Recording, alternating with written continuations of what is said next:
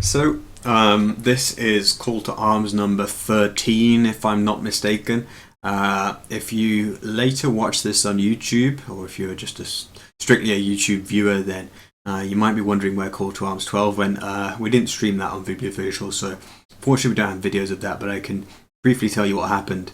BacT faced FIAGE, and it was a 3-0 victory for BacT, using Mongols, Celts and Chinese. So those civilizations are not available to BacT to use today, along with Huns, Mayans and Aztecs being unavailable to both players. So TaToH's got some strong civs at his disposal there, but BacT is not down to the dregs by any means. He's still got civilizations such as Britons, who have been a very, very strong civilization in Call to Arms, and plenty of other decent ones, especially as the maps kind of vary from like wide open land maps to semi-closed ones, and there's a couple of palisade wall fortress maps as well, and double arena, although BacT has used a good choice there, Chinese being one of the better double arena picks, of course. And some of the other ones you might think about picking in that situation he's used as well, like we've seen Mongols used, and could use Turks, although the Turk fast imp on double arena has been a spectacular failure in Call to Arms thus far. Huns obviously a popular pick as well in double TC maps because of the no houses, but that's not available to any player at the moment. But the first map will be C2A Crisscross, which is like Cross, that if you watch Age of Empires avidly, then you will have seen that map. It's a desert Arabia style map with the addition of 4 lakes or seas in the corners, north, east, south and west, with a lot of fish. Crisscross takes that principle and basically just multiplies it so that there is a grid of lakes. There are 9 whole lakes on the map. Individually, they're all rather small, but nevertheless they'll contain 3, 4, 5 deep fish each. So that's definitely worth taking advantage of.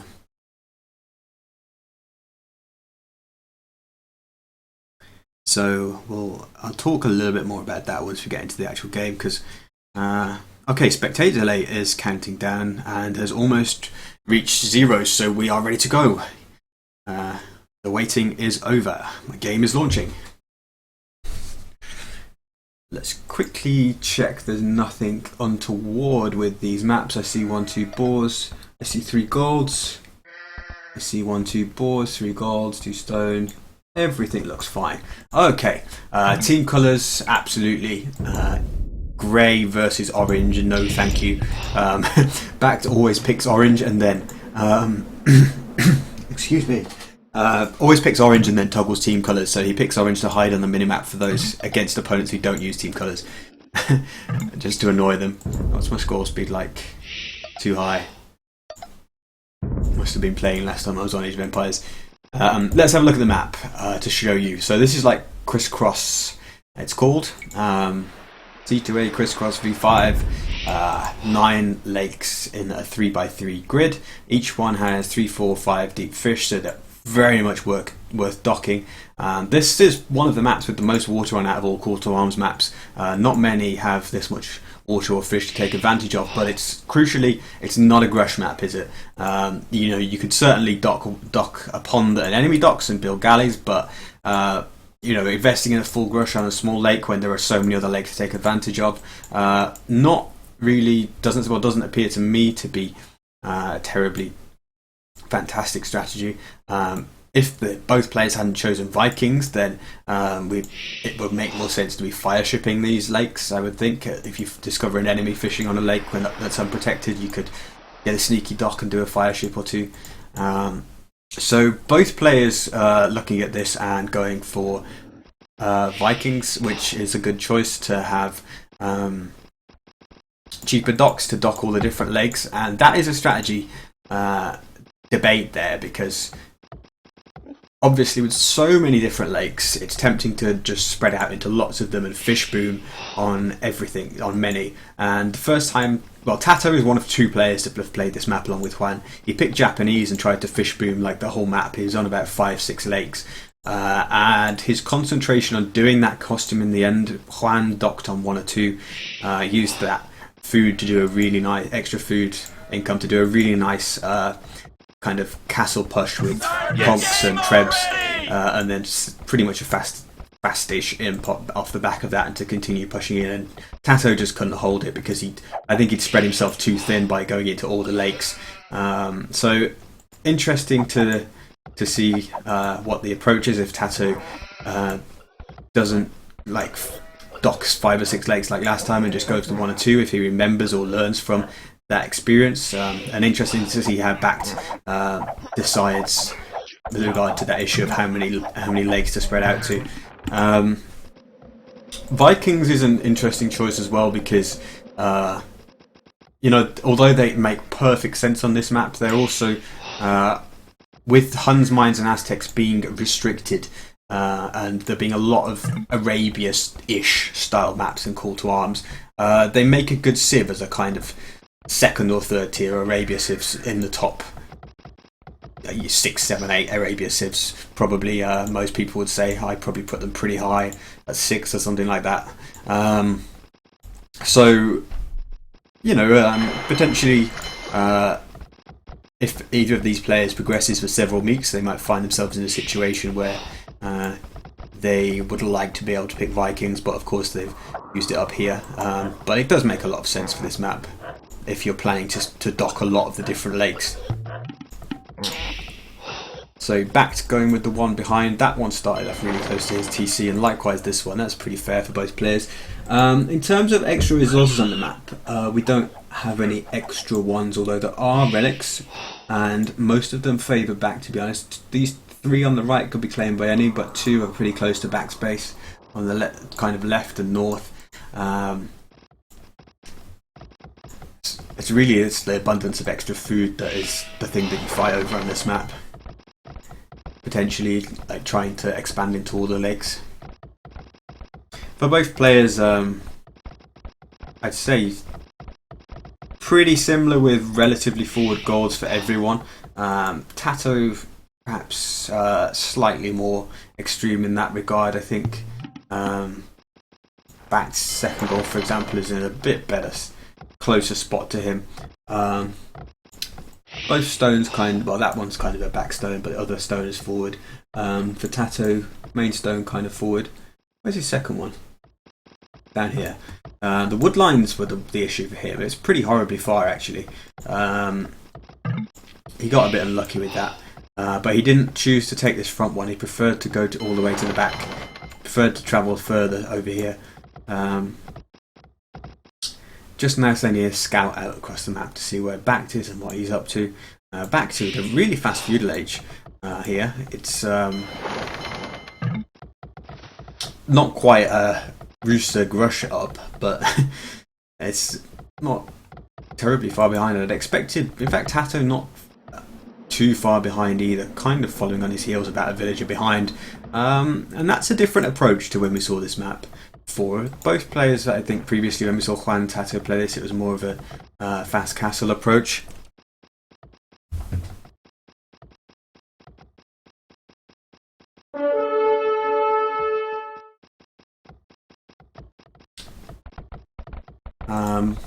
So we'll see how this plans out. TaToH already docking a second dock in the southern corner. BacT hasn't spread out to another lake just yet.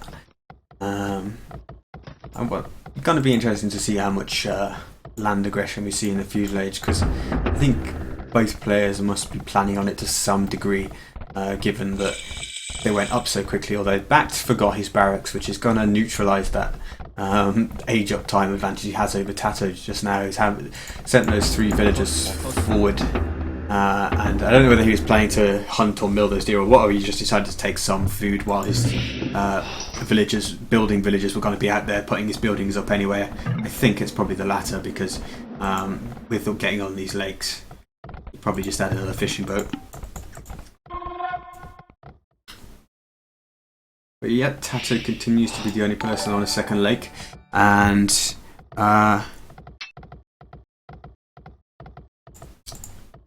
adding extra fishing tips. Sorry, I was just distracted by that noise, trying to figure out what it was, but I can't see it in the chat or get any indication of whether it was a follow or what. But thank you, whatever it was, because it must have been something. Unfortunately, I can't see. So we see BacT with pretty much a trash approach thus far. Is he on gold heavily? No, he's not. So 2 range production is going to be skirms and 1 archer just for now. May start adding in more archers after that. 2 spears coming out as well. No more just yet. Let's see what he saw of. Okay, if he sent another spear forward as well to just try and interrupt TaToH, he sees the archer range going down. So both players with the archer range play, 2 ranges and the blacksmith going up for TaToH. We should see the same thing coming out for BacT. Actually late on the blacksmith. I think he's probably collected less wood overall in the game thus far. I'm going to quickly check that. Just because he hasn't gone... No, it's about the same. But TaToH has managed to dock a second lake and get a blacksmith up. But we're seeing a lot of feudal trash from both players. Fletching already coming out for TaToH with that blacksmith, and let's just switch to TaToH's point of view and check those ranges. Gone idle just for now. He's actually lacking a little bit of food. Wow, BacT with the sneaky dock here. I was concentrating on TaToH's wood count and then kind of missed that villager. That's really nice for BacT. TaToH doesn't have the gold in the bank to produce a galley here, so that single galley for BacT could snipe down all those fishing ships, which would be a huge play for BacT. He probably doesn't know that TaToH's on a second dock. In fact, he can't see that area at all, but nevertheless the slowing down that inflicts upon TaToH is very, very big indeed. But it seems TaToH's got the same sort of thing on his mind. He's either going to dock another lake over here, or he's going to go and sneak. But seems like he's thinking about docking here. Yep. Some of his skirms and... Okay, that's scout. Going to try and pick a Vil. Not going to be able to. Some of TaToH's skirms going out across the map. But BacT has got a big numbers advantage there. And the walls are starting to go up for BacT. Pretty characteristic play from him to be walling off a good portion of his map, and why not? You've just gained a sizable advantage with that sneaky dock on the back lake.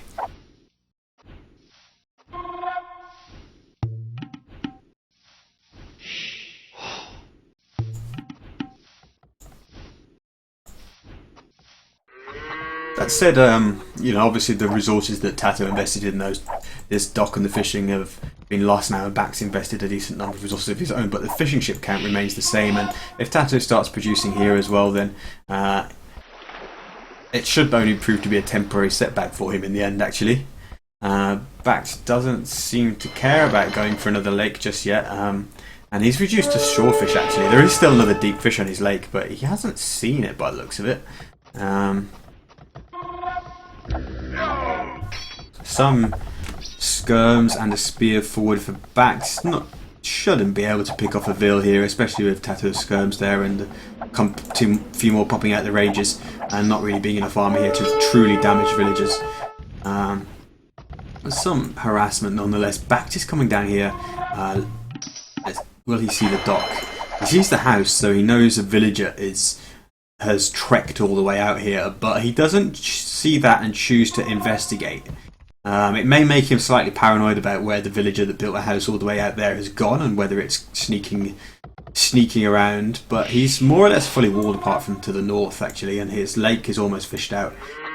He's going to come down here. TaToH's bringing his army back.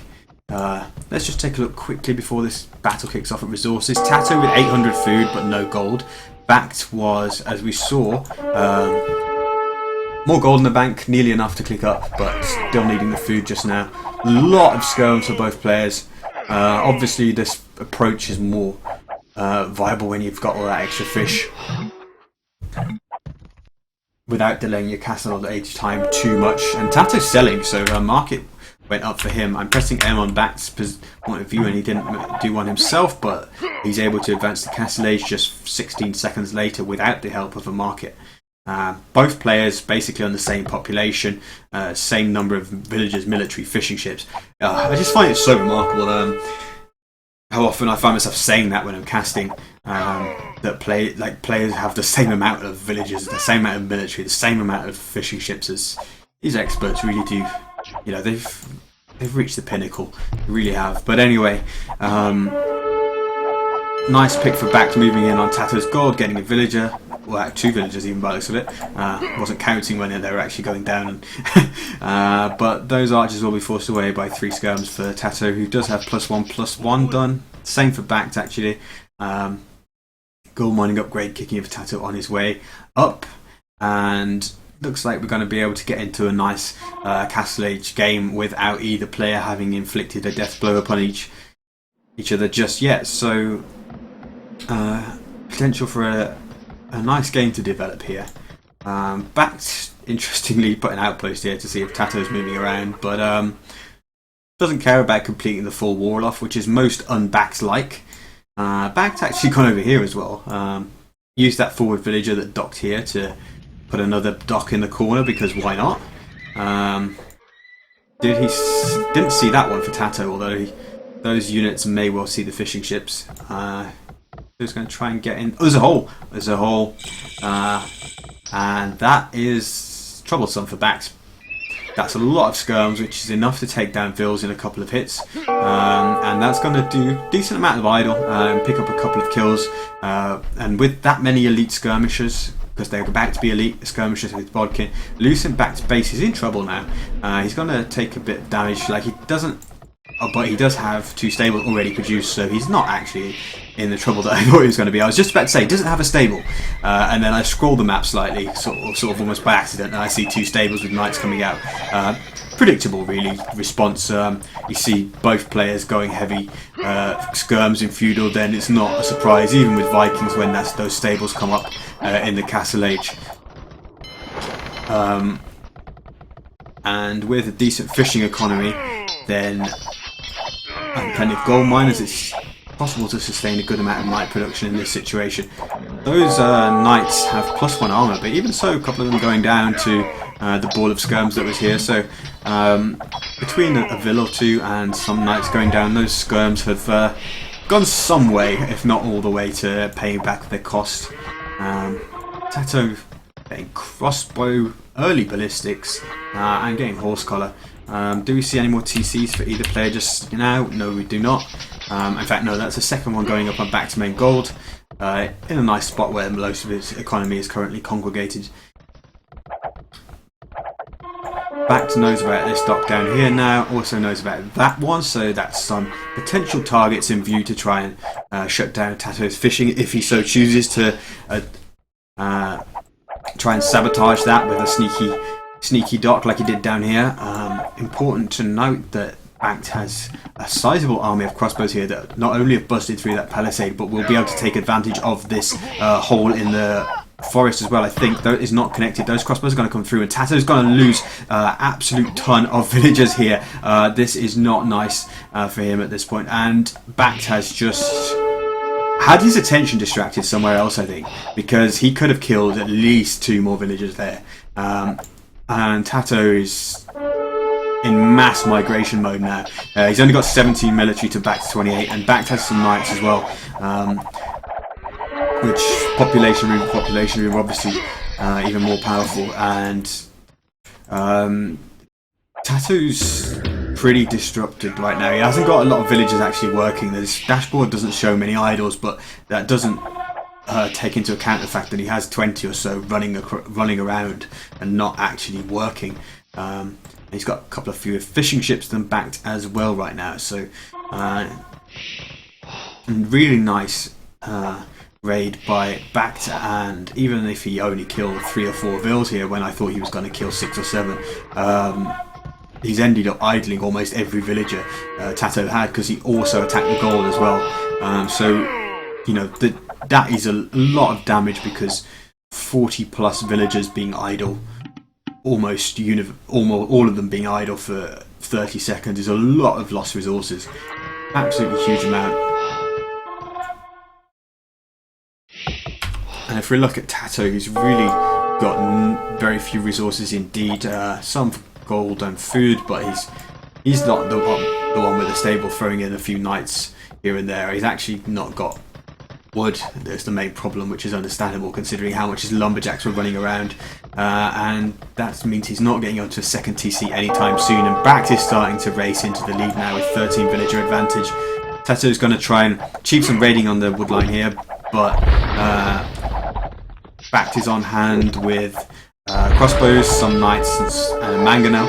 And this is a little bit dangerous to be doing if you're TaToH, to be bunching all your units right there on the shoreline. But fortunately, the mangonel's not exactly hot in pursuit, even if mangonels could be hot in pursuit with their speed. But that one could have maybe continued coming forward and got a shot whilst all that army was grouped together for TaToH.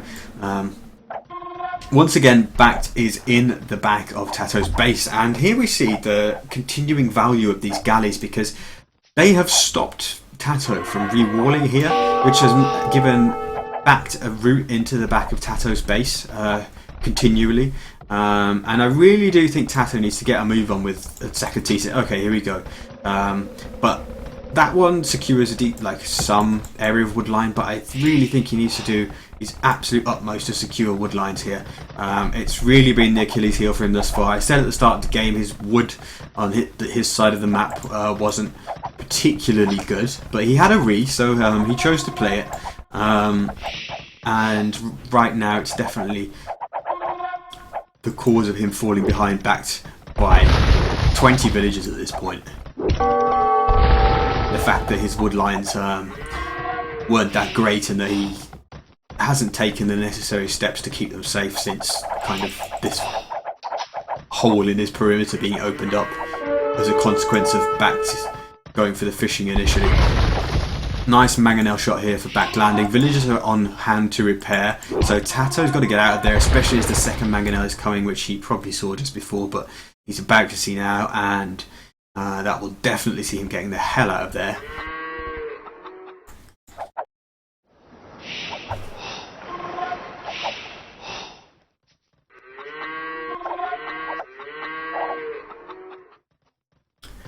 See people in the chat appreciating the map. I'm glad. Yeah, I don't think this map has been played too much. It was a Madcadder map, as quite a lot of the good custom maps out there are, but I just modified it a little bit for the purposes of the tournament. But credit goes to him for an awesome map, because I don't know whether it was him or HJ made Cross, but this kind of crazier version of it with 9 lakes instead of 4 is a really nice map strategically, because sneaking on all those small ponds and sneaking onto them, it gives you a lot of choice over how you approach it, and you can do lots of you can basically contest lots of little legs with your enemy and decide how much you want to invest in kicking the enemy off their fish boom.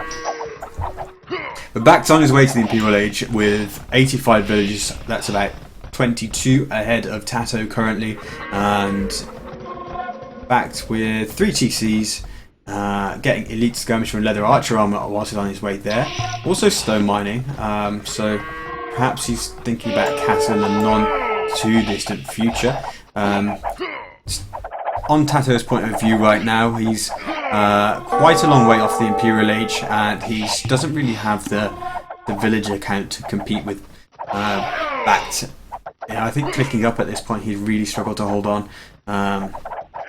But at the same time, if his Imperial Age is delayed too much, it will also be a real struggle for him anyway. So I guess what I'm saying is he's in trouble. I think a symptom of the fact that BacT outplayed him in the mid game with the sneak and with the continued raiding. But he's certainly not out of this. He just needs to adopt a defensive posture and kind of get back into it, stabilise, and obviously he's going to be facing early imp aggression from BacT. Vikings are so strong in the kind of late Castle Age, early Imperial Age,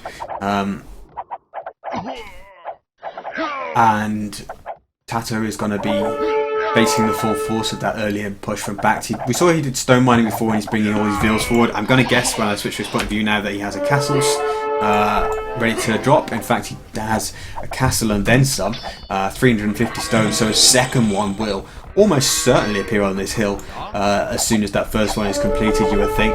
And that is going to give BacT an amazing platform from which to push into TaToH's base. That hill overlooking TaToH's third gold, be able to put trebs up there, take down this TC, take the hill advantage in any fights on the edge of TaToH's base. Arbalest and Bracer kicking in straight away. TaToH did manage to click up to Imp though, but it's going to be 2 minutes of game time before he gets there, and BacT can do a lot in that time. TaToH needs to make sure he doesn't lose his army at this point to Mangonels, but taking a few casualties there from the fire. Luckily for him, he's got more armor in this area than BacT has in some elite skirms, but he won't want to come off this hill. The moment he steps down there, he's going to get destroyed. There's a castle there, and now BacT has Bracer with the Imperial Age upgrades kicking in, chemistry as well shortly. TaToH just really needs to keep army alive in the next few minutes. Issue for him is that to take his third gold on this map as well, he's going to have to destroy this castle, and I don't know if he's going to have a way of doing that. He looks like he's going to go with the capped ram approach to that, so he's not going to drop a castle and start a treb push of his own to try it, because he knows he's behind in that way, although he is quite heavily on stone, so he probably will try and add a castle and trebs as well.